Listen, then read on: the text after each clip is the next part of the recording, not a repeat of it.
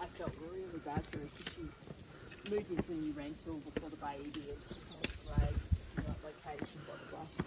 And then they went and sold it on her.